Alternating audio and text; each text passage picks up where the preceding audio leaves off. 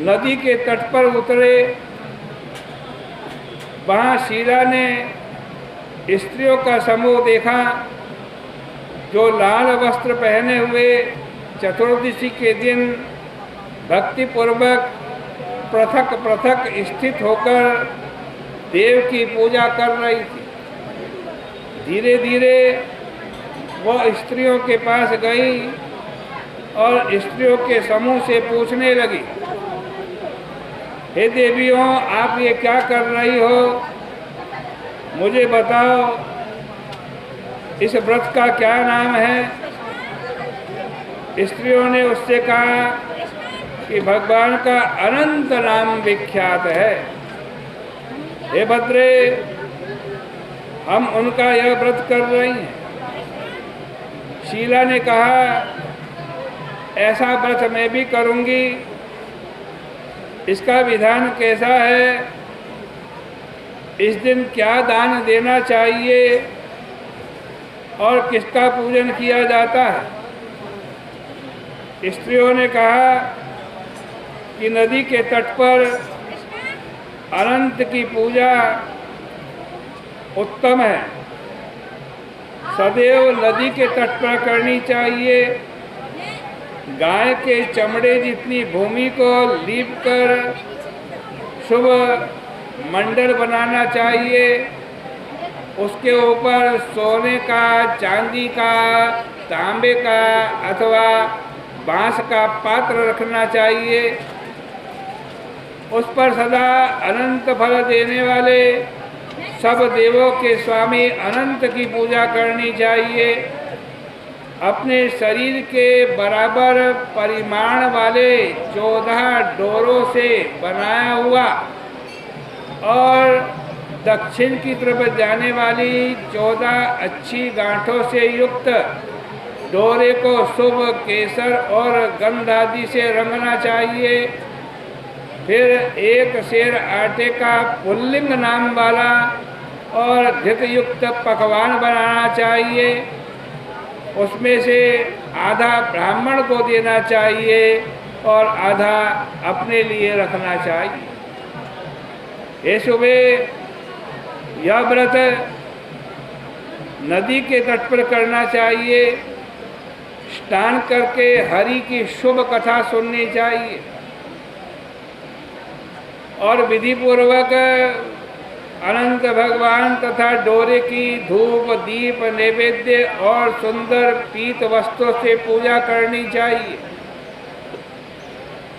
उसके बाद केसर से रंगे हुए 14 गांठों से युक्त अनंत के सुंदर डोरे को पुरुष अपने दाहिने हाथ में बांधे, स्त्री अपने बाएं हाथ में बांधे। यह डोरा 1 वर्ष तक बंधा रहना चाहिए। श्री कृष्ण भगवान ने कहा कि शीला ने यह सुन करके व्रत किया, हाथ में डोरा बांधा। फिर रास्ते में भोजन से पहले किसी ब्राह्मण को अपना आधा भोजन दे दिया, बचा हुआ भोजन खाया। फिर प्रसन्न होकर स्त्रियों की आज्ञा लेकर उनको प्रणाम करके पति के पास आई। बैल के रथ पर बैठकर पति सहित धीरे धीरे हर्ष युक्त होकर अपने घर को गई। उस व्रत पर उसे उस समय विश्वास हो गया जब उसने अपनी सौतेली माता के द्वारा दी गई उस पेटी को खोला। शीला ने देखा कि उसकी माता ने जो जो वस्तु, मंडप आदि, दीवार के टुकड़े उस पेटी में भरे थे वो सब स्वर्ण के हो गए, सोने के बन गए। इसलिए उसी क्षण उसे अनंत भगवान पर विश्वास हो गया। अनंत भगवान के प्रभाव से उसका गृहस्थाश्रम गौधन लक्ष्मी से युक्त तथा धन धान्य से व्याप्त हो गया।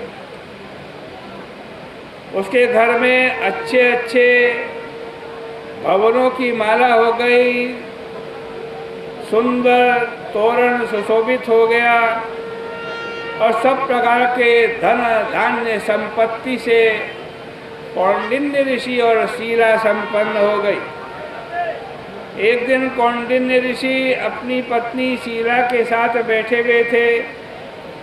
शीला के हाथ में डोरा बंधा हुआ देखा। उस पापी और मूर्ख ने आक्षेप पूर्वक यह कहते हुए कि अनंत कौन होता है, उसके मना करने पर भी, शीला के मना करने पर भी बड़ा क्रोध आया। अपनी उंगली उस डोरे में फंसाई, जोर से झटका दिया और उस डोरे को जलती हुई अग्नि में फेंक दिया। शीला हाय हाय करके दौड़ी। उस डोरे को उसने अग्नि से निकाला और दूध में डाल दिया।